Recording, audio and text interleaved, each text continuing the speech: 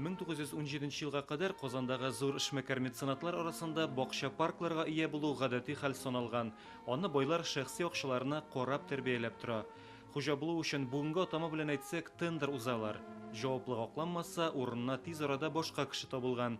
Чөнки сквер иясе булу дәрәҗәлелек билгесе. Шушында ук беренче фонтаннарда төзиләр.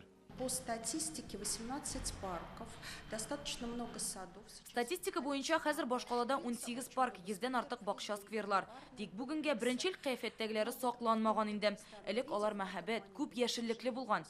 Хәзер исә европлашкан агач куаклар утырталар. 19 гасырда зур ябалдашлы, күп күләгә генә түгел, шау-шудан качу өчен тынычлык та бирә торган биек агачлар үсә.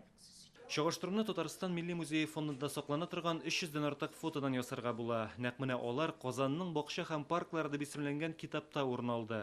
Басма хөкүмәт гранты хисабына чыгарыла.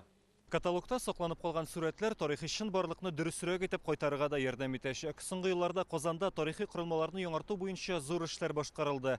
Хәзер инде яшеллеккә дә игътибарны арттырырга вакыт ди авторлар. Казанда даими инде традициягә әйләнгән агачлар утыртуга максат иткән яшел рекорд акцияларын бакча һәм паркларга да күчерсәң, бердә комачау итмәс иде. Белгечләр теләге кабул була. Тарихи биналарның элеккеге йөзен кайтару белән бер рәттән бу юнәлештә республика җитәкчелегендә кызыксыну уяткан. Басмага нигезләнеп паркларны торгызу фикере белән мэрия Татарстанның экология һәм урман хуҗалыгы министрлыклары яна башлый. К исчезнувшим паркам у нас относится Панаевский парк. Панаев паркы югалганнар исемлегендә. Бүген аның урынында Динамо стадионы эшли. Элек түбән бәягә генә шунда кереп, гади халык хәрби оркестр тыңлап, беренче ешкан театрны карап, спорт чараларында катнашып, күңел ачкан. Тарихи фактлар буенча 19 гасыр башында зур калаларны яшелләндерү хәрәкәте беренче булып Казаннан башланган. Димәк, бүген бу лаеклы дәрәҗәне башкалага торгызырга вакыт. Радик Имаев, Александр Мальцев, Антон Королев, Яңа гасыр каналы.